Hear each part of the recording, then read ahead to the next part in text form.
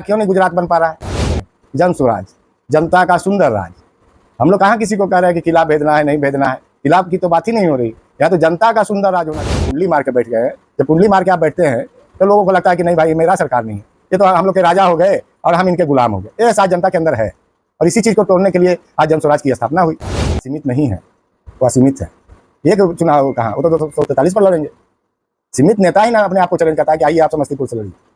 जो आदमी 243 की घोषणा कर चुका है वो तो उसमें तो समस्तीपुर भी आ रही है। समस्तीपुर अलग है बिहार से क्या? और जो बोलते हैं वो सब बोलते हैं उस पर ज़्यादा।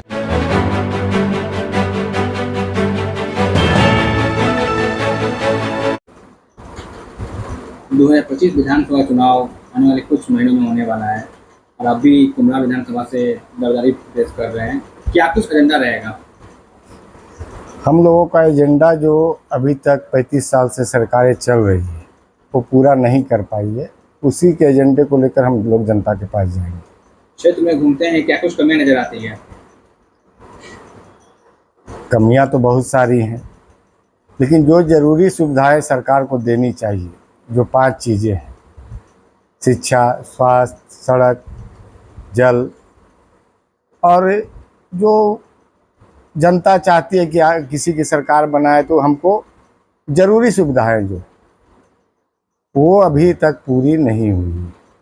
जनता ठगी महसूस करती है जब भी चुनाव में वोट दे देती है, कभी धर्म के नाम पर, कभी जाति के नाम पर, कभी किसी चीज़ के नाम पर। जो भी जनता वोट देती है उसके बाद वो 5 साल तक अपने आप को ठगा हुआ महसूस करती है। उनकी जो आकांक्षाएं हैं वो सरकारें पूरा नहीं कर पाती।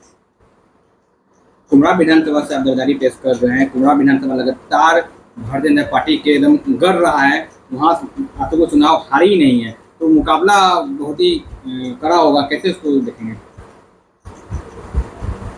ये चीज़ें कि कोई हारा नहीं। 85 में भी चुनाव हुआ था, उस समय लोग कहते थे कांग्रेस कभी हार नहीं सकती। ये हार जीत तो चलते हैं, ये तो जनता का जनमत है ना। इसमें किसी को ये अभिमान नहीं होना चाहिए कि हम नहीं आ रहे हैं।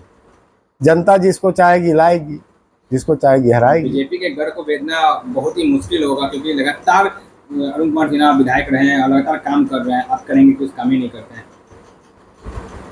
जहाँ तक किला भेजने का बात है तो हम लोग जनतंत्र में हैं।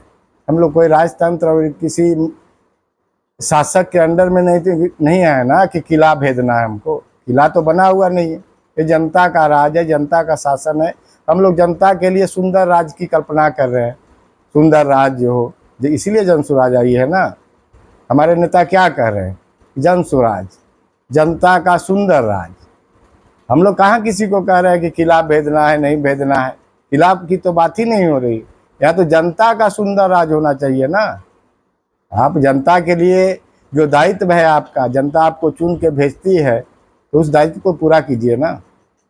तो माननीय मुख्यमंत्री बिहार में लगातार बदलाव कर रहे हैं, विकास कर रहे हैं, कई ऐसी चीज़ें वो बना कर दिए हैं, तो आप कह रहे हैं कि विकास ही नहीं हो रहा, तो कैसे लोग जनता को आप बताएंगे? आप तुलना अगर करना चाहते हैं तो आज से 20 साल पहले किसी और प्रदेश को ले लीजिए। वो प्रदेश की स्थिति, वो प्रदेश की जीडीपी और बिहार की जीडीपी आप तुलना करेंगे तो किसी स्टेट के साथ ना करेंगे। उड़ीसा को ही आज आप देख लीजिए। उड़ीसा सबसे नीचे पायदान पर था, आज कहाँ है उड़ीसा? तो अब तुलना अगर करना है तो किसी स्टेट के साथ कीजिए। तो हम लोग तो ठीक है, सब चीज़ें पूरी होगी। जनता की जो भी चीज़ होती है, रोड अगर बन रहा है, बिजली आ रही है, तो जो रफ्तार से होना चाहिए, जो रफ्तार अगर 5 साल में जो काम होना चाहिए वो काम 20 साल में हो रही है। 15 साल तो सफ़र कर रही है ना जनता। 15 साल में वो कहाँ से कहाँ पहुँच जाती। बिहार क्यों नहीं गुजरात बन पा रहा है? तो सोच होनी चाहिए।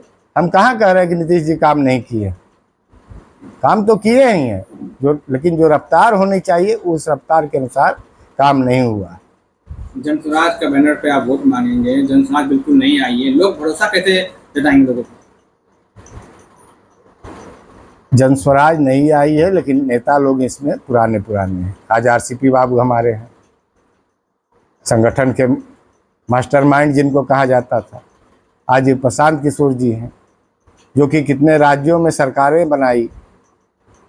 तो नए पुराने लेकर अगर हम ये बैठे रहेंगे कि पुराने ही वो करते रहेंगे, वो बहुत साल से हैं इसीलिए उनका राज हो गया, वो राजा हो गए, तो ये राजतंत्र का इसी की चीज़ को तो हम लोग को करना कि नहीं, इस चीज़ को जनतंत्र में हम कैसे इसको करवाएं कि जनता का राज हो। आज ये राजतंत्र का ही ना है कि आप पूछ रहे हैं कि 25-30 साल से तो कर रहे हैं, इसका मतलब क्या हुआ? आप बैठ गए हैं, पूरा चौकड़ी मार के बैठ गए हैं, कुंडली मार के बैठ गए हैं। जब कुंडली मार के आप बैठते हैं तो लोगों को लगता है कि नहीं भाई मेरा सरकार नहीं है, ये तो हम लोग के राजा हो गए और हम इनके गुलाम हो गए। ये एहसास जनता के अंदर है और इसी चीज़ को तोड़ने के लिए आज जन स्वराज की स्थापना हुई। 25 के चुनाव में अगर आप जीत कर आते हैं तो पहली प्राथमिकता क्या रहेगी? हम लोगों की पहली प्राथमिकता होगी रोजगार, दूसरा होगा जो 400 रुपया का हम लोग वृद्धा पेंशन देते हैं, 400 में क्या हो रहा है, उसको बढ़ाकर 2000 करना। तीसरी होगी कि किसानों के प्रति नकदी फसल के बारे में कि उनको कैसे अच्छा से अच्छा अपने अन्न का जो उत्पादन करते हैं उसका सही रेट मिल सके।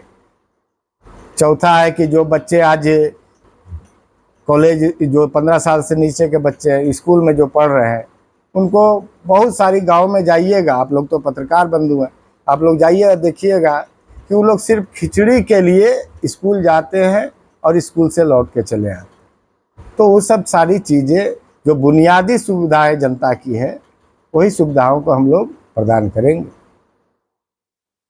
जनता से क्या अपील करते हैं? जनता से अपील मेरा यही है कि आपने लालू जी को भी देखा, नीतीश जी को भी देखा, मोदी जी को भी देखा, अब नया चीज़ आई है तो उसको भी देखें। लगातार प्रशांत किशोर जी आपके नेता पद यात्रा किए, बिहार भ्रमण किए, कितना फायदा मिलेगा विधानसभा चुनाव में?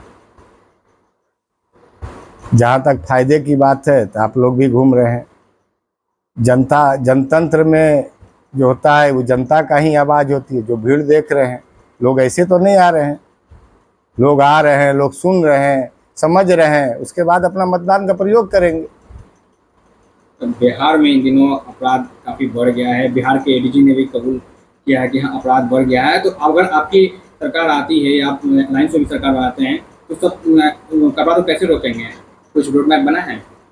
रोड मैप भी बना है और आप जब इस बात को खुद स्वीकार कर रहे हैं कि अपराध बढ़ी है, तो उसी अपराध को रोकने के लिए ना नई जन स्वराज आई है कि जनता का सुंदर राज का मतलब क्या हुआ? जहां अपराध नहीं हो, अपराध मुक्त शासन हो, जनता की आवाज़ को सुना जाए, लोग को लगे कि नहीं मेरा शासन है।